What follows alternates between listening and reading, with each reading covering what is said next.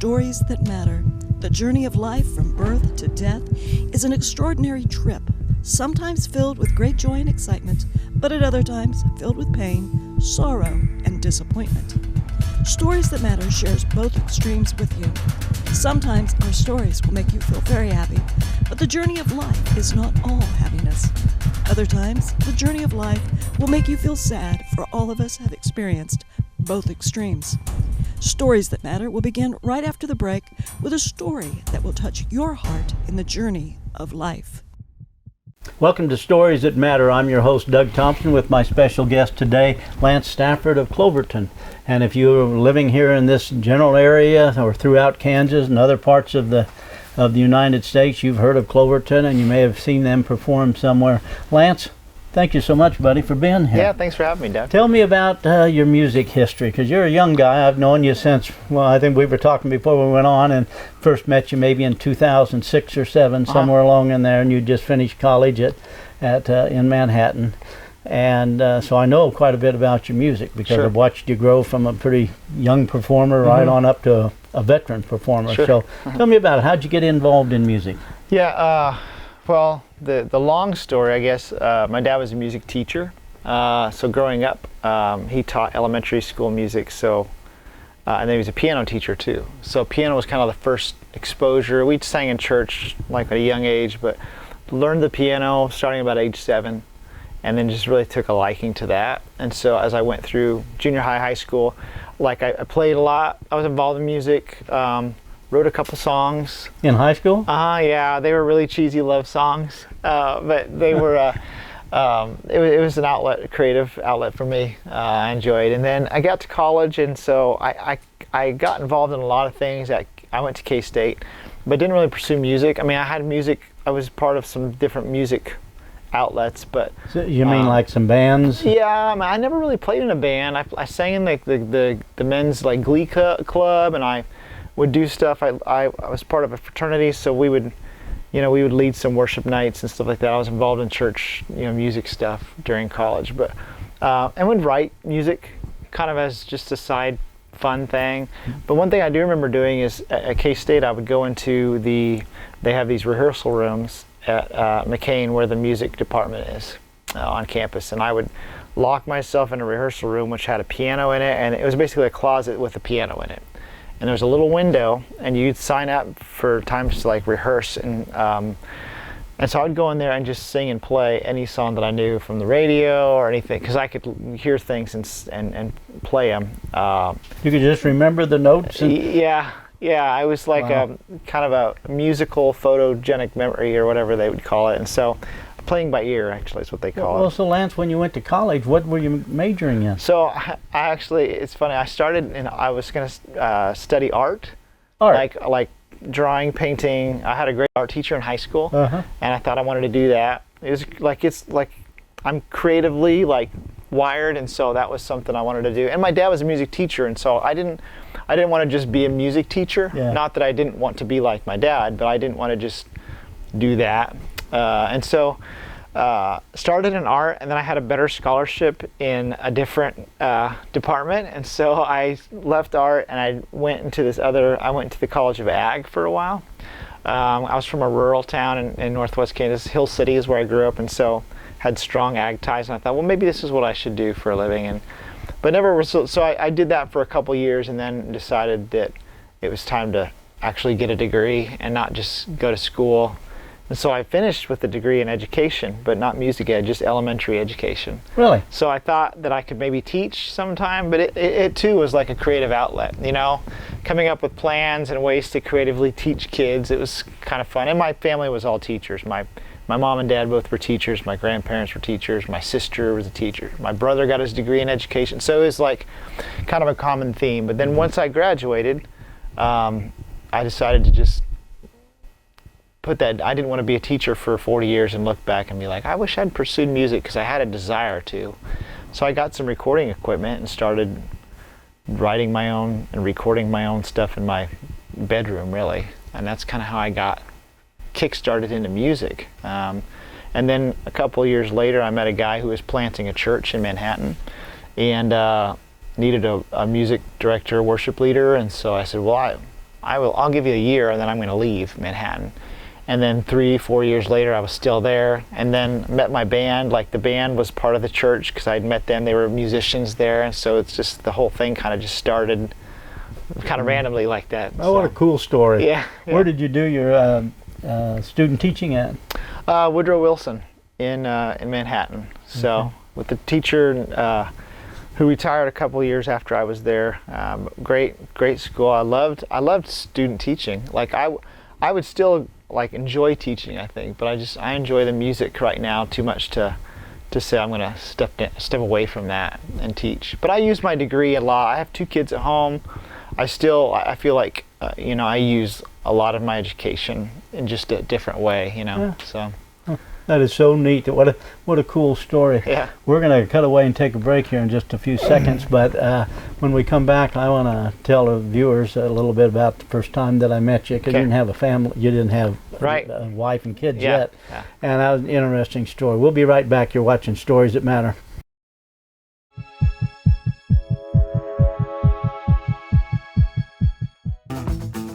In the 1980s, we started a new, inexpensive class of cars, which became known as the mini stock class. We won the Nationals Championship in 1988 and 1992. You can check out our National Championship race car at the Kansas Auto Racing Museum Monday through Saturday from 8 a.m. to 5 p.m. Our state has a proud racing history. We are located just off Interstate 70 at Chapman.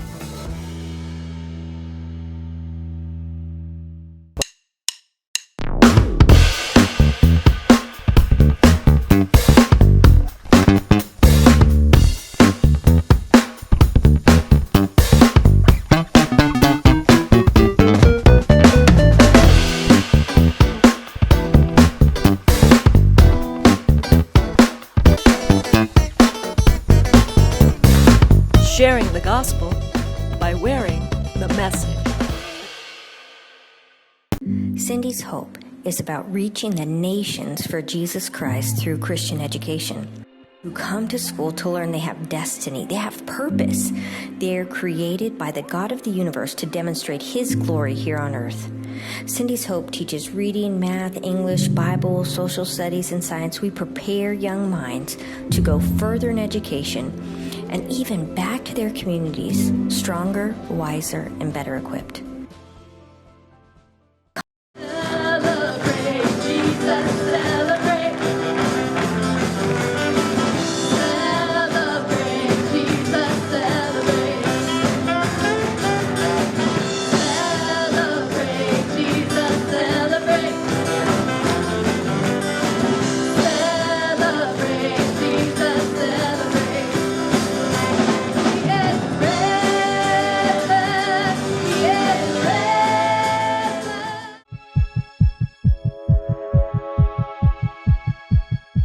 Welcome back to Stories That Matter. I'm your host, Doug Thompson, with my special guest, Lance Stafford of the Cloverton group. And before we cut away on break, you were talking about your student teaching and the things you went to college for because you didn't want to be want to be involved in music or be a music teacher like your father was. Not that you didn't love your father, but that you wanted to do something different. You didn't want to do 40 years of getting done with that and say, gosh, wonder what I left on the table. And so you started the group called Cloverton. And the first time I met you, Lance, you were providing the music for Great Awakenings, Clint Decker's ministry out of Clay Center, and I'm on his board and have been since we started the organization. And you were up there providing the music that night, and you and I were sitting at the same table. Well, I'm 3 times your age, and so and you're a very soft speaker with a nice voice, and so we were sitting there, and I could hear about every 3rd or 4th word. And I said, what are you doing up here tonight? And you said, well, I'm providing the music. And I'm thinking to myself, well, I don't know who's going to be able to hear this. This guy is so soft-spoken. And then when it came time for the music, you get up and do the music, and it was like, wow, wow, wow, wow. That was absolutely amazing. Beautiful voice, and it was just amazing. And so when you sat back down, I said, what's your story here? And at that time you were doing something at Manhattan with the Christian College. I don't remember what it was.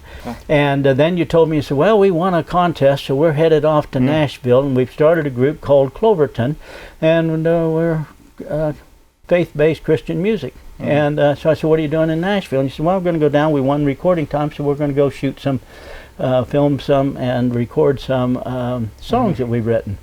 And I told you at that time, I said, well, you know, I've just finished, or I'm in the process of finishing up a faith-based movie called Can We Talk? I said, let me hear some of your music, because maybe I can use it in there. And as it turned out, we wound up using Take Me Into the Beautiful, and there was a second song, Hope Inside, yep. And took those beautiful, absolutely beautiful music in there. And it was fantastic. We had the tornado come through. We were in Chapman as we shoot this, so the tornado come through, and we lost our release time in the theaters because I was city attorney, so I was busy.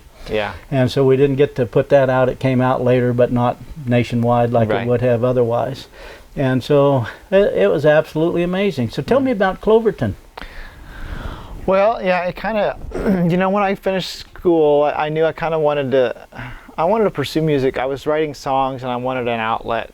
I wanted an audience. I knew my mom and dad liked them, but I wanted more people than them to hear them, right? But you were kind of stage fright. I had shy. Stage fright. I was shy, and I think, you know, I don't know if it was an insecurity about what people would think or what, but honestly, starting to lead worship at that church kind of broke that off of me. I'd have to get up every week and sing, and so I thought less about it every time I went up there. And so, but yeah, we were playing at the church, and every week needed musicians as part of the band, and so started meeting guys from Manhattan.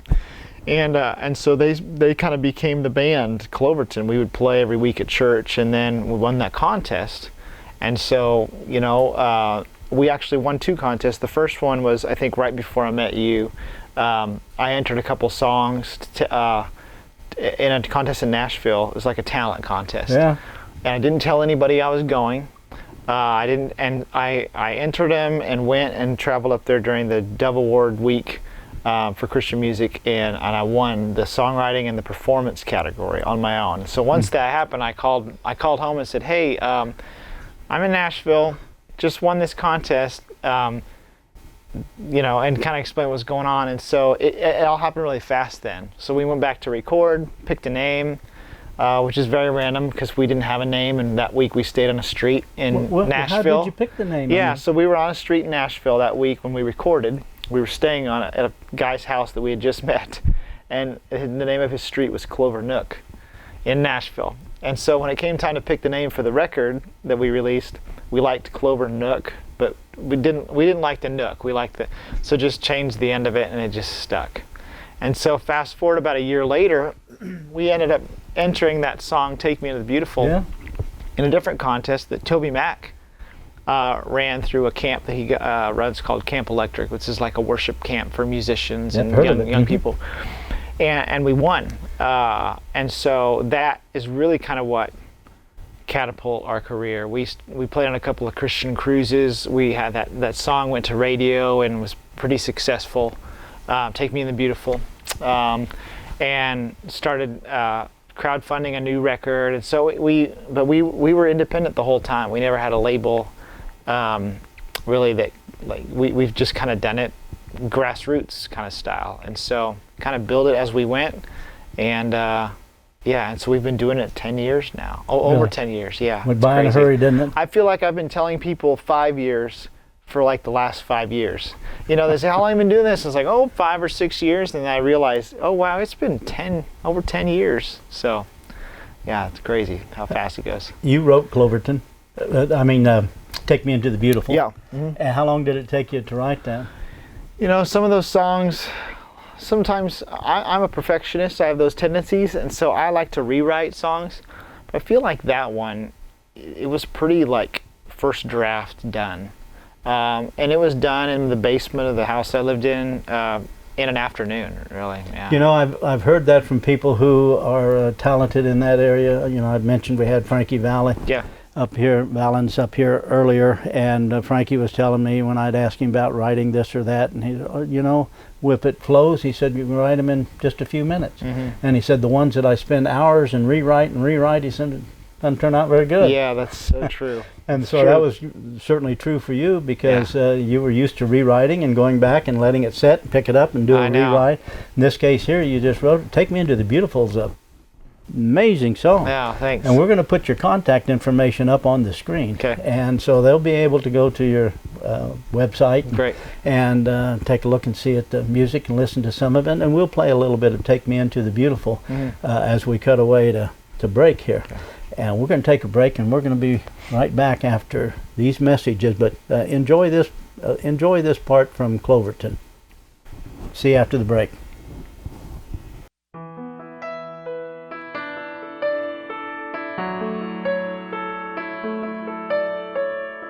Take me into the beautiful.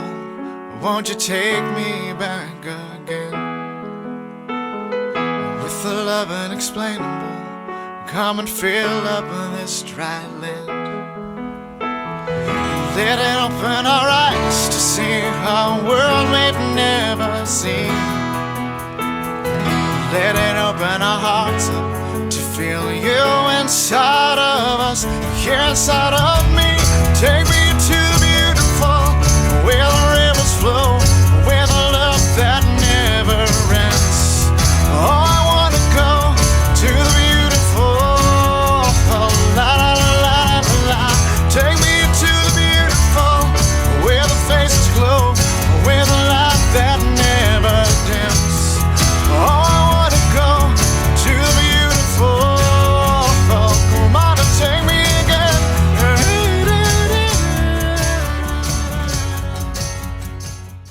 We live in an ever-changing culture that continues to fall away from its moral foundations. The AFA Journal provides a Christian perspective on current issues that are important to your family. Produced by the American Family Association, this monthly magazine is full of articles and stories about people who are making a difference in their community and around the world. Sign up today and receive a free 6-month subscription. Visit afajournal.org or call 1-800-326-4543. Did you know that the first National Hot Rod Association National Championship event was held in Great Bend, Kansas in 1955? Well, you would have if you would have visited the Kansas Auto Racing Museum in Chapman. We are open 8 a.m. to 5 p.m. Monday through Saturday. Oh, by the way, we have the first NHRA Championship trophy. It was won by Paul Flynn of Abilene. Come check it out. You'll enjoy it.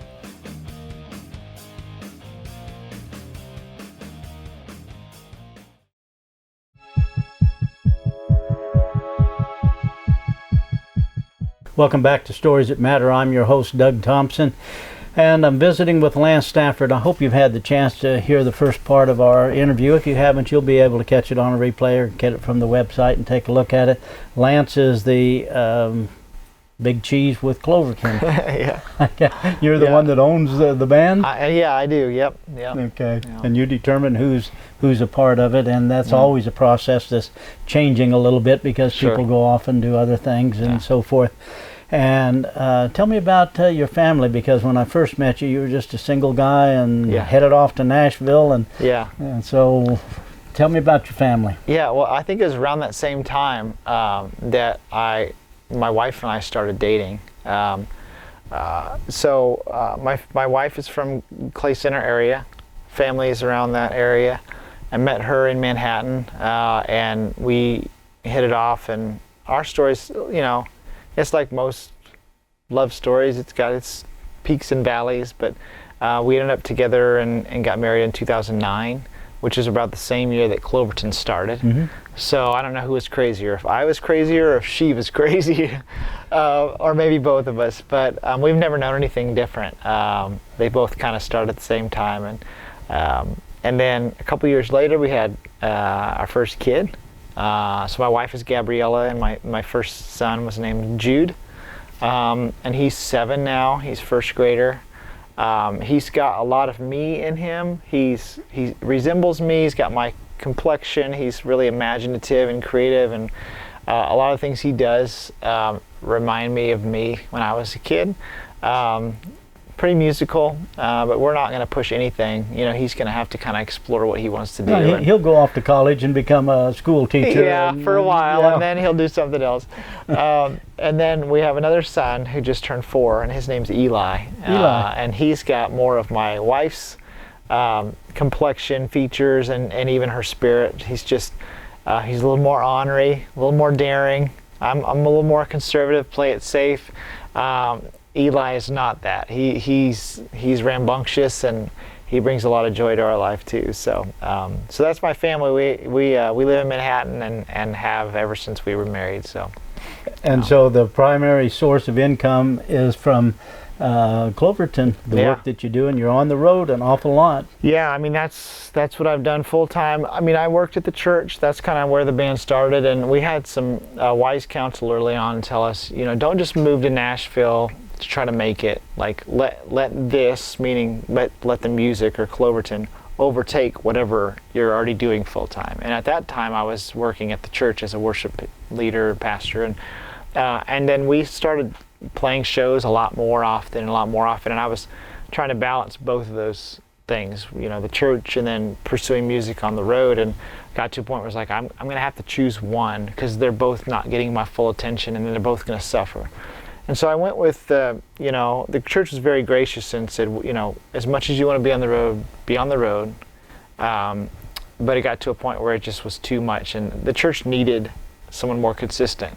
And so, you know, I feel like 7 years or so, 7 or 8 years, I've done it full time, where it's just been Cloverton as our main source of income for the family. And there are years where we scratch our heads and we're like, we don't know how this worked, but it has. And so, I mean, we don't own boats, and we don't, you know, but we get by okay, and doing what I love, and so it's been good. You know, I don't know how long the Lord will let me do music for a living, but I'll do it as long as I can. So. Well, the song that you wrote, "Take Me Into the Beautiful," that one reached in the top 7 or 8 nationwide. Yeah, would that be about right? It was a top 10 song for CHR, and then AC was top. I don't know where it was exactly, but it was K-Love Radio is a major Christian radio syndicated all across the country, and they featured it because the contest we won they were connected with.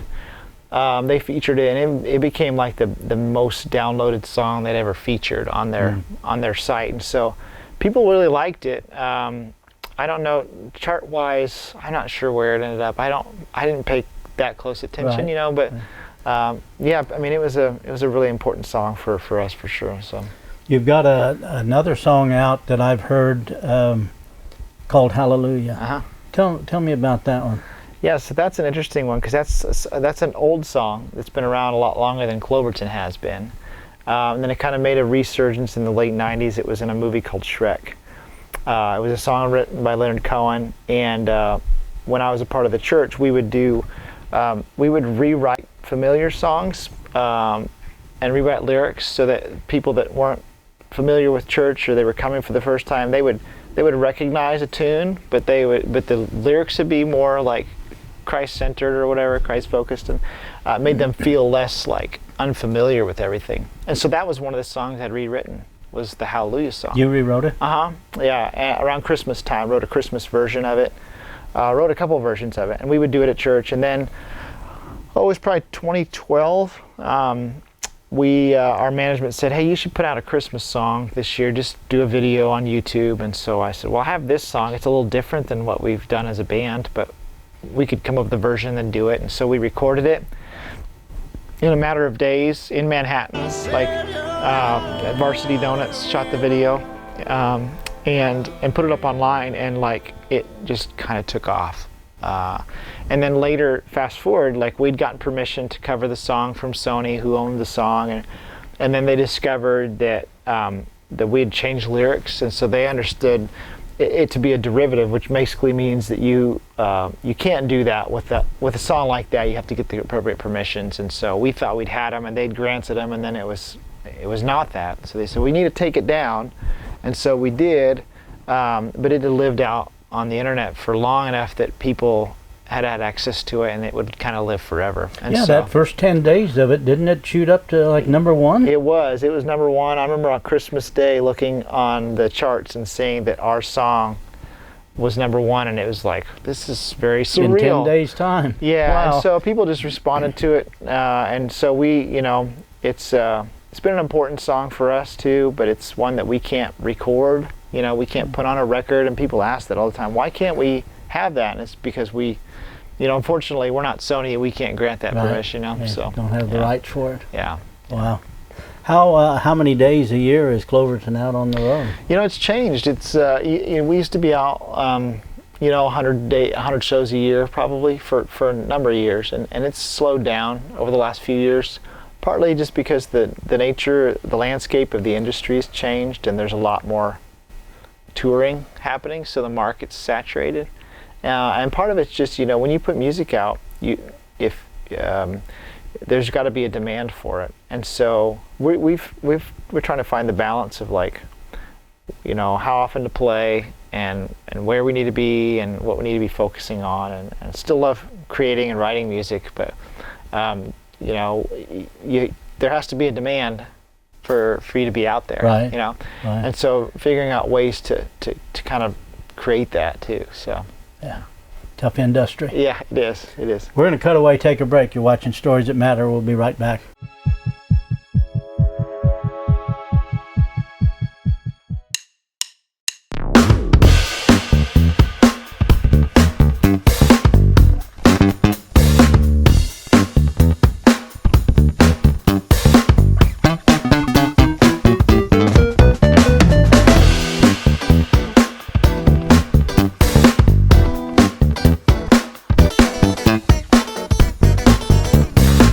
Sharing the gospel by wearing the message.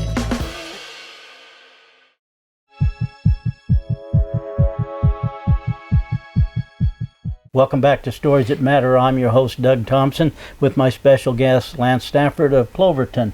And if you haven't been with us through this first part, I hope you get a chance to catch up to it, because Lance is the one that started Cloverton, and it started with pretty much you won a contest, and that got you off to Nashville, and you did some recording, and you did the song Take Me Into the Beautiful, which is an absolutely beautiful song. It highlights your musical abilities, and Cloverton is well known throughout this area.